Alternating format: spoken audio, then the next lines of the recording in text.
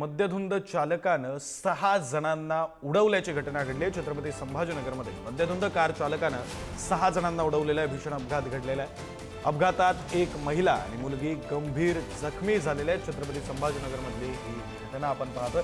चालकाला चोप देऊन नागरिकांनी पोलिसांच्या ताब्यात दिले। काही तरुणांनी पाठलाग करून चालकाला पकडलं, मग त्याला चोप दिला आणि त्याला पोलिसांच्या स्वाधीन केलं।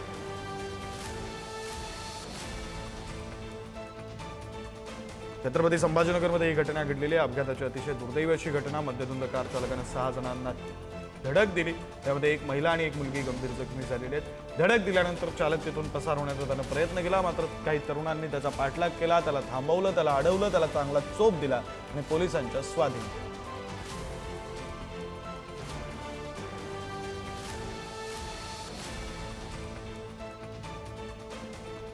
पाहू शकतो गाडीतील एअरबॅग सुद्धा उघडलेले आहेत। गाडीचा पुढचा भागाचं झालेलं नुकसान यावरून हा अपघात किती जोरदार झाला असावा याचा अंदाज आपल्याला येऊ शकतो। एक महिला आणि एक लहान मुलगी गंभीर जखमी झालेले आहेत, तर 6 जणांना या मद्यधुंद कार चालकानं उडवलं। प्रतिनिधी सचिन जिरे अधिकची माहिती देते। सचिन, विक्रांत, खूपच भीषण असा हा अपघात होता, कारण की जेव्हा रात्री हा जो तरुण होता हा मद्यधुंद अवस्थेमध्ये ही कार चालवत होता, ज्याने एक ठिकाणीच नव्हे 3 ते 4 ठिकाणी लोकांना अशाच पद्धतीने ठोकलेला आहे, उडवलेला आहे।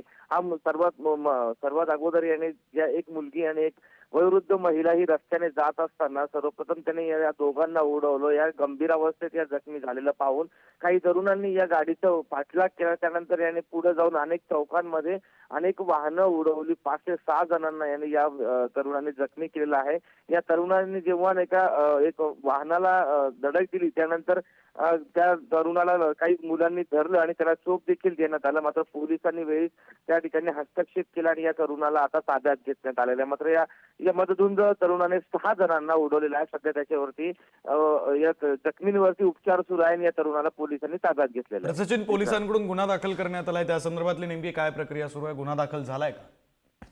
या तरुणाला पोलिसांनी अटक करण्यात आलेली आहे आणि गुन्हा दाखल देखील करण्यात आलेला आहे। मात्र हा तरुण जो आहे मद्यधुंद होता, त्याची वैद्यकीय तपासणी वगैरे जी करण्याची प्रक्रिया असते ती प्रक्रिया सुरू आहे। याच्यावरती आता गुन्हा दाखल झालेला आहे या तरुणावरती।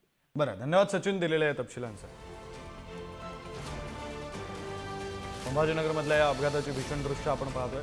खरं तर अपघात झाल्यानंतर त्या गाडीची अवस्था आपण पाहतोय।